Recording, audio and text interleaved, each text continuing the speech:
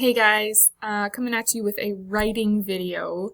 I wanted to talk about how you're going to be organizing your paper now that you're done with your research. On those papers that I gave you, the first thing you'll notice is that there's a lot of information. And when we write papers, of course, we don't just slap all that information down without any kind of organization or structure. So we're going to talk about that today.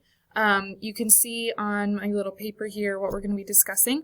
And then your papers at home will look really similar to this one, so that should help a lot. Okay, so when it comes to organizing nonfiction or informative text, we have to think about, especially chronologically, how things are in order. And this is going to help us put our person's life in order since we're doing a biography. Okay, so it says here, think of a dresser. Usually each drawer is selected to store certain categories of clothing. For example, you might have one drawer for shirts, another drawer for pants, and another drawer for socks. And I'm the same way. My dressers at home have the same kind of clothes in each drawer. I don't have socks in my jeans drawer, and I don't have t-shirts with my long sleeves and that kind of stuff. This is the same idea. We don't want to have information from different categories crossing the lines and going into their neighbor's paragraph. So, writers do the same thing. Each paragraph is like a drawer of a dresser. The author chooses what kind of information each paragraph will include. If you look at the Wilma Rudolph mentor text, that story about the lady who had polio and then became an Olympic athlete, you should have that in your folder. So pull that out and look at this.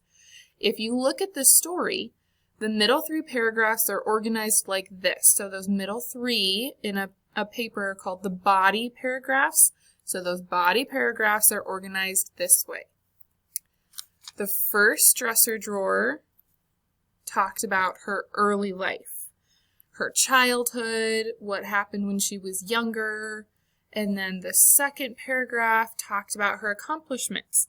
Hey, she had polio, but this is what she was able to do. Despite all that, she went on to be an Olympic champion, she won lots of gold medals, and all that kind of stuff. And then the third paragraph talked about her death and legacy. So it talked about how she's no longer with us, but at the end especially, it talked about that quote where she's encouraging people, hey, even if it's really hard, you can pick yourself back up again, and that's what's going to prove for you to be able to continue and to be good at life, pretty much is what she's saying. Okay, so this is going to be really similar to what's on your paper. What I want you to do is to look at your dresser and decide what three main categories your information falls in.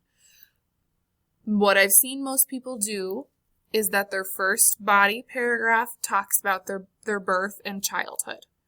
The second paragraph talks about the things that they did when they were adults.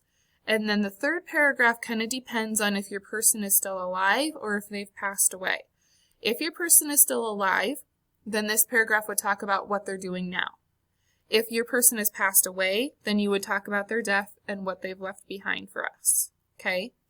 And then down here on the very corner it says, each paragraph only includes information that belongs in that drawer.